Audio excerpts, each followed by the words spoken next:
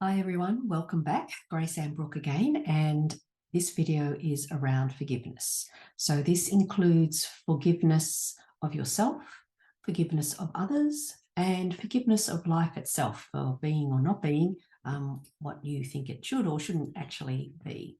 So I approach forgiveness in a slightly different way from many people. And I kind of see it as there's a couple of layers. So there would be what I call the traditional forgiveness, which is like I forgive them for doing this and I forgive myself for doing that. But when there's still a requirement like a requirement for forgiveness, it's actually still saying that there is a rightness or a wrongness that has occurred.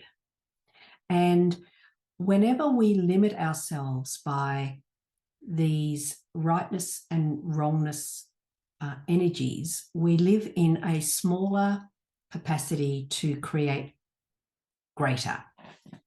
So I just want to say that our whole world, our whole culture is based in, and we're programmed and trained and taught and educated to make choices and decisions on pretty much everything based on whether it's a right decision or a wrong decision, a right act or a wrong act.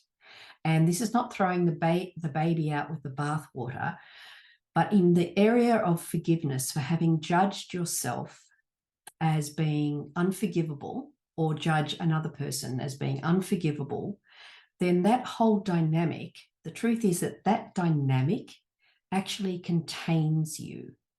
And whenever we're contained, we are not fulfilling the truth of our being or our greater capacities. And when we're wondering why things don't work out for us, it's because we're still, well, part of the reason, one of the reasons can be because we're still running this story of forgiveness. And if we're running a story of forgiveness, then energetically, you've contained yourself because there's still a judgment of you at some point in time having done something wrong. And in order for that to be okay, the world has to look a certain way, and you will only give yourself certain allowances based on your judgment, which is based on the requirement for forgiveness. That's hard to say. So in creating the life of your choosing, you want that to be an infinite possibility. You have intentions for sure, but anywhere where you're still running a forgiveness story based on blame and judgment, you are restricting the way the universe can show up for you, because it has to fit the criteria that you've associated with the judgment that you've made on yourself, on others, or on life itself. And this means that you're in essence still maintaining an element of you that is still the victim of something. And the energy around victims is that the victim is not claiming their true power. They're still saying, well, because of that, I can not be this. And this is the bit that it might be interesting for you to play around with. And I know certainly when it first entered into my world, I found it a very difficult pill to swallow. However, this energy is when you're staying in the victim and when you're staying in this requirement of forgiveness, then you're actually more interested in being right than you are being free. So, you know, and as I said, that can be a very big pill to swallow. And, certainly I know when, there've been some dynamics in my life and that whole forgiveness energy is entered in there. It's like, well, they should apologize. And, that was unrealistic behavior and was really horrible and was not called for, was not required. And I'd say to the universe, but you don't understand. I get the whole forgiveness thing and what the process that we're going to go through in a minute. I get all of that, universe. But what you don't understand about this particular instance, it's so hilarious, really, when you can be so rampant and holding on to this requirement. Like, oh, yes, I can apply that to other situations. But what you don't understand is this situation. And when we're in those spaces, it's such a capacity for massive growth, massive turnaround, because you're so attached to some opinion of rightness that is actually limiting what you can create and what you can receive in your life. And it actually says, well, if it doesn't look like this, then I'm not interested. So it's an absolute limiter on your potential when you're still in the dynamic of forgiveness and victimhood and persecutor. And whether it's little things or big things, and whether it's justifiable and whether it was horrific, I completely am compassionate to all of those things. And I'm also compassionate to the truth of the power of your being on the planet and what you are capable of contributing to your own life, to the life of others, and to creating a better world. And knowing what is being asked of us to actually free our full potential, to actually truly participate in that creation and into that experience for ourselves and modeling it for other people. So where we're stuck in the rightness and the wrongness and the forgiveness and the non-forgiveness and the victim and the persecutor, we've actually just contracted our whole world of possibilities. So, and if that, what I'm trying to say is there are some issues where that is ingrained, and you know, you might do to receive some professional assistance around something that you might discover that you just simply cannot let go of, and that you're still in there demanding forgiveness or requiring forgiveness in order to set yourself free to be the truth of who you are. Sometimes, depending on how much personal development work you've done, you can sort that out and laugh at yourself and crack it open yourself. The process that we're doing today will actually assist in that. But please, I also say, if there is something, because it can move in a millisecond, I can tell you, but not when it's wrapped up in still requiring forgiveness. Every time you require forgiveness of something, of someone, of yourself, you're actually limiting what can show up for you. So the place that I'm inviting you today goes to this step further that gives you a whole new level of freedom and empowerment. So if that's something that you're willing and you're interested in, then please come with us on this journey. You know, it's really interesting too, just to think about and have a reflection on if, you know, some of the people who you are admiring and what they've achieved in life and the position that they're in order to get anywhere in life, we will have done things that were the right thing and things that were the wrong thing. And so if every successful person judged themselves for every wrong decision they made or every poor decision they made, and they should forgive themselves for, you know, going into a business with somebody who took all their money, like how stupid was that? Like hilarious. Like totally, if you judge yourself for that, and then because you've judged, you have to require forgiveness, and then that doesn't come along, then literally your possibilities are refined because you no longer take the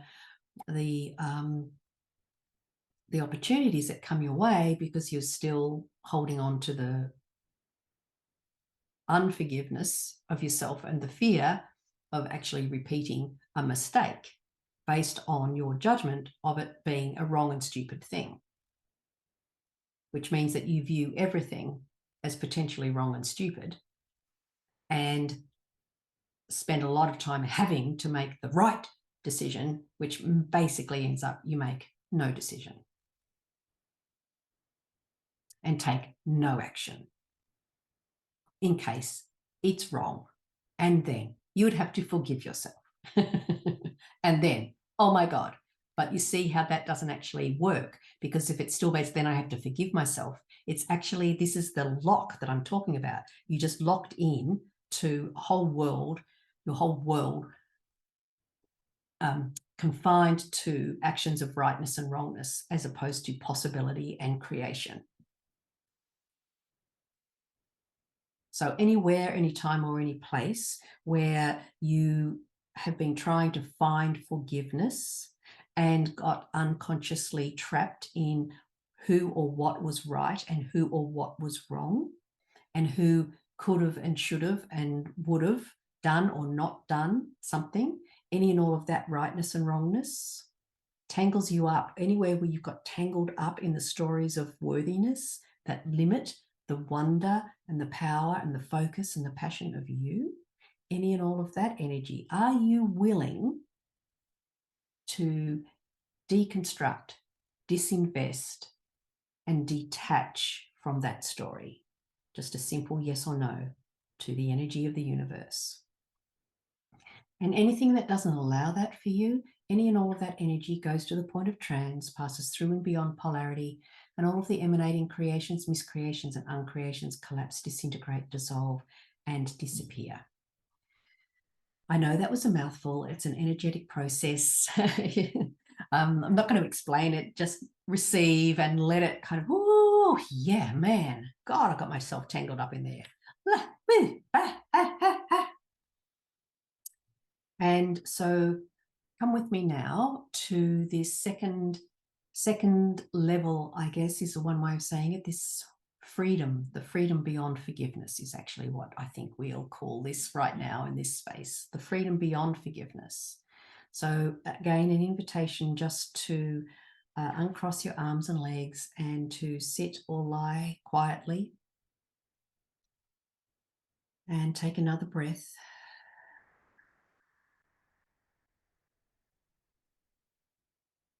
And perhaps a deeper exhale on the next exhale. Don't forget to breathe in as well.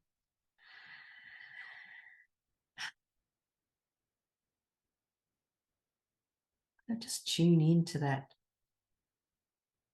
energy of greater freedom that's buzzing around in your world right now. Yeah, good work. Beautiful. Another beautiful relaxed breath in and a long exhalation out. And imagine yourself standing at the center of your heart.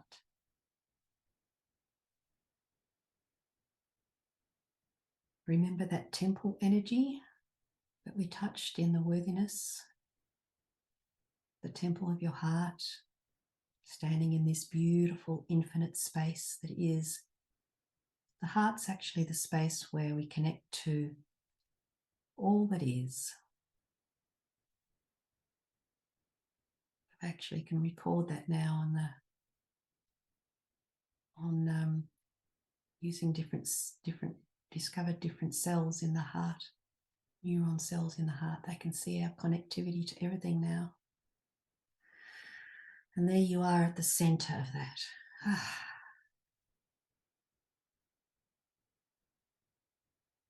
And because we've been talking about forgiveness and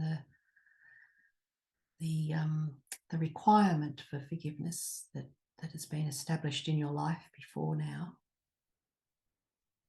because we've been talking about that, if you kind of look around, you'll see that there's a wall around your heart space based on the requirement and need for forgiveness. There's a wall around it. It's like and this wall has been limiting your ability to receive and conceive greater possibilities for you and to implement those. So that it's been a wall separating you from your greatest capacity. And that's the wall that's been tied up in the stories of requiring forgiveness or telling yourself it's unforgivable. So there's that wall, an energetic wall that's been created by all of those stories. And there you are standing at the center of it. It's possibly the first time you've been aware of this wall around your heart. And I have a gift for you. I've placed in your hands a super tool, like a power tool. and it's a drill, and it's able to drill holes in that wall in a millisecond, right? It's very light to use too. I like ease of use with my tools. So it's all this beautiful, very light tool. And you've noticed the wall, and you're going to choose 3 spots where you're going to drill these holes. They can be little holes, they can be big holes. You get to choose. So choose the position for your first drilling of the hole in the wall. And use your super tool to drill the hole. Straight through, easy peasy. No matter what the thickness of the wall, how many lifetimes it's been there, what you've got is a super power tool. Yes, straight through. All right, look around the wall now and find the second place where you're going to drill a hole. And do the same thing. Use your superpower tool and just drill the hole straight through. Easy peasy. It can be high, it can be low, it can be anywhere. And now, where does the third hole, where's that being asked to be drilled? Okay, use your superpower drill again. There it is. Excellent. Standing back at the center of your heart, put your tool down. And now I'd like you to imagine the most vibrant of colors ever. And that vibrant color goes into those holes at the same time. Oof. What happens to the wall? Disappears.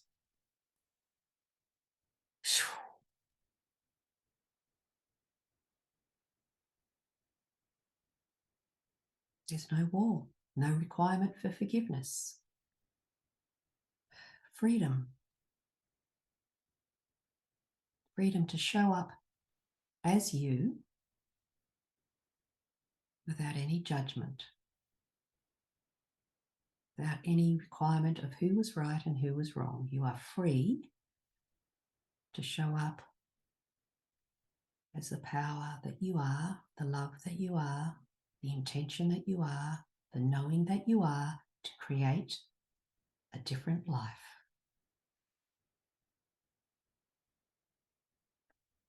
You're free.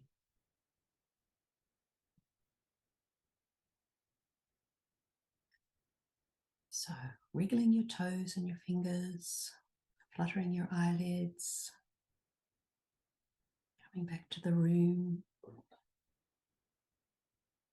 And what I would encourage you to do is just be aware in the next few days of how the freedom of the heart actually, and the no longer the requirement for forgiveness, like what differences that you notice about how you're less reactive to certain things. So it could be something as simple, or not simple, previously not simple, but now simple. You know, notice what happens when your ex-partner might text the kids more than agreed, or whatever, you know, or they want to go off and do that with your ex-partner, or just notice the difference in the energy because this is very freeing process, and you've kind of regained all of the energy that was being utilized in that story. You've regained that to actually place in other aspects of your life now, and that's something you get to choose. And clearly, if you're doing the work with Nick and Jen, then you know one place that you can immediately take all that energy that was wrapped up in those stories. You can place that energy now into the ongoing work with them. And so this, it's just good to be aware, and that particular process you can utilize yourself. You have the superpower tool now, the drill, that drills through any wall, any thickness, anytime. You can utilize that, you know, if you listen a few times, you'll get the hang of it pretty easily, I think. And just become aware. You do need to be honest with yourself about where that, the wall that is around your heart, and utilize the tool to drop that wall, because the less walls and barriers you have to your heart, the more empowered you will be in your actions and choices in your life. It's a no-brainer. Thank you, everybody, for being here and for moving into this space. Greatly appreciated. Okay, take care. Much love. Bye for now.